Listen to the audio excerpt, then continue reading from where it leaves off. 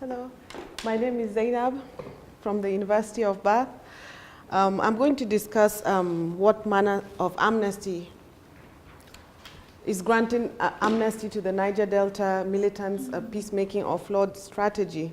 This is just part of what I worked on my PhD thesis, which explored the dynamics of choice between non-violence and violence in the Niger Delta conflicts, and I looked at the Ogoni and the Ijaw. I developed a typology of choice based on narratives, leadership, and organization of the movements. And part of the third empirical chapter, I decided to explore latest issues in the Ogoni and the Ijaw movements. In the Ogoni movement, an amnesty was granted sometime during the era of President Umaru Yar'Adua. So this is just the Niger Delta. When we talk about the Niger Delta issues, some of you that are not familiar with it, these are the issues, environmental issues, gas flaring, health issues, poverty, among other things. These led to two different types of movements in the Niger Delta. The Ogoni movement, which is the non-violent movement led by the late Ken Saro-Wiwa, and the response by the Nigerian state, predominantly use of force, which exacerbated some of the issues, which led to the conflict being transformed into, a more militant style of engagement. Some of these issues in the Niger Delta still include, I should say, bombing of pipelines, kidnappings, among other things.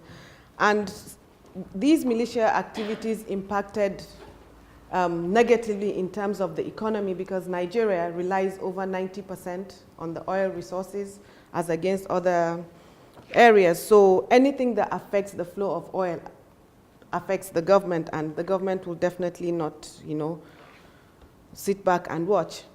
So sometime at the pinnacle of the militia attacks, the oil production fell from 2.6 million barrels per day to 1.7 million.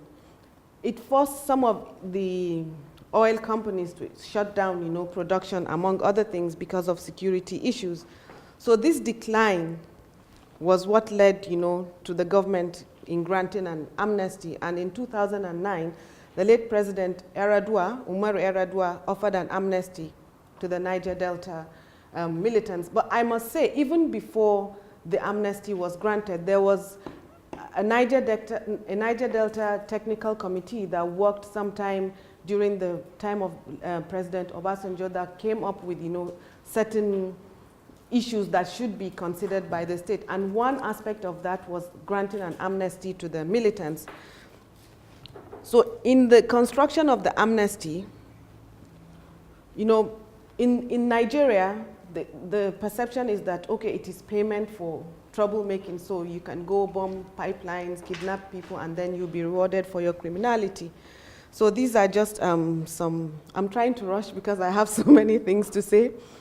So my argument is granting an amnesty equal to peace, okay?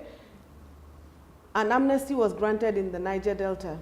Relative peace was achieved because, yes, oil production resumed.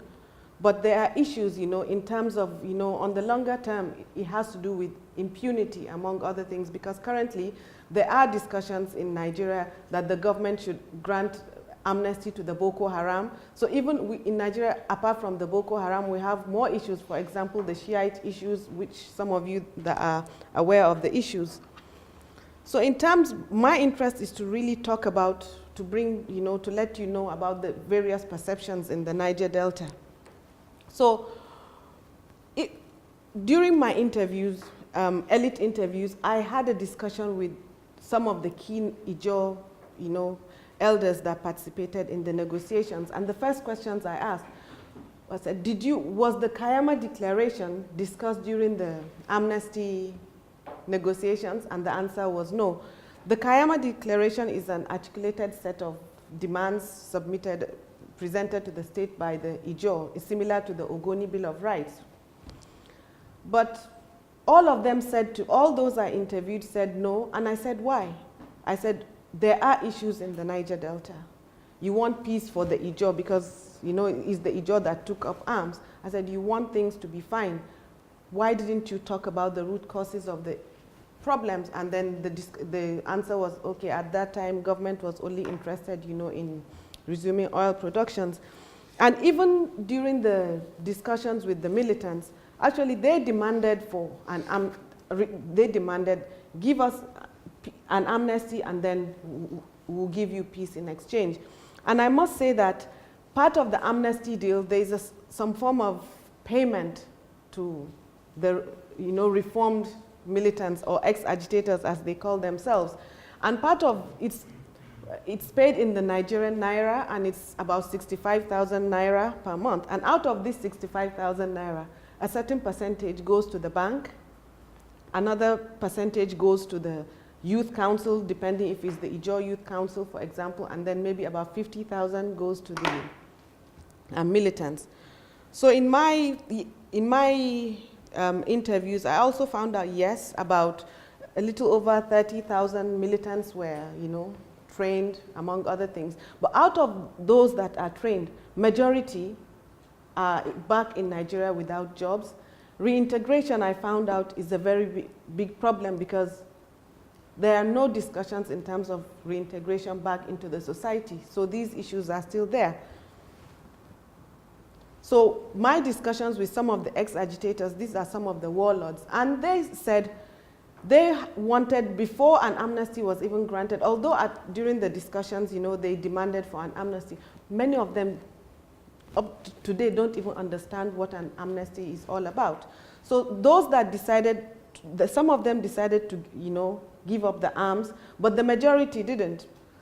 In my interviews, they told me clearly, we still have our arms, and if there's any problem, we'll take up our arms and fight the government, since this is what the government understands, you know. Some of them said they were not told about the good and the bad.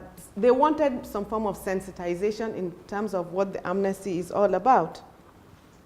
And like I said, about the breakdown of the 65,000 naira, you know. So there are discussions, if some of them are saying the amnesty deal, the payment must continue indefinitely.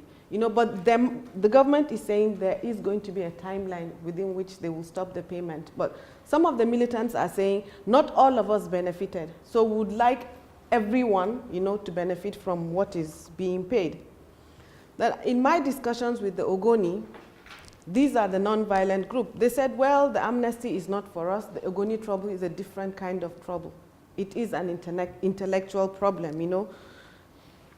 So they believe that the perception among the Ogoni is that, okay, government is rewarding criminality, you know, and this doesn't really go down well with the Ogoni group, for example.